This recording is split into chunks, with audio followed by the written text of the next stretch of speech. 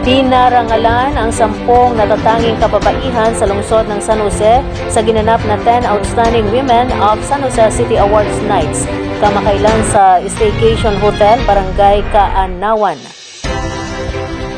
Kabilang sa mga pinarangalan sa iba't ibang larangan ay sina Gina G. Toquero para sa sektor ng agriculture, public service, Sheridan L. Asuncion, law, Honorable Judge Cynthia T. Martinez Florendo, culture, arts and sports, Ami G. Mejia, business, Segundina E. Salvador, community development, Hannah R. Domingo, small and medium entrepreneurship, Sinaida B. Escudero, education, Catalina P. Paez, PhD, health, Cristina P.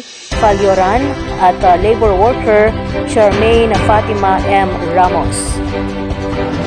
Napili ang mga nabanggit na 10 outstanding women batay sa mga isinumiting nominasyon sa lokal na pamahalaan at kinilala batay sa kanilang naging serbisyo at kontribusyon sa komunidad, kahusayan sa kanilang piling larangan, kakayahan sa pamumuno at kagandahang loob.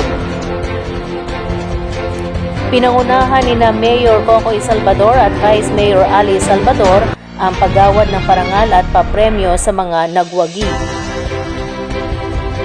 Idinaos ang programang 10 Outstanding Women of San Jose City ng lokal na pamahalaan sa pangunguna ng City Human Resource Management Office bilang pakikisa sa pagdiriwang ng National Women's Month netong buwan ng Marso na may temang lipunang patas sa bagong Pilipinas, kakayahan ng kababaihan, patutunayan.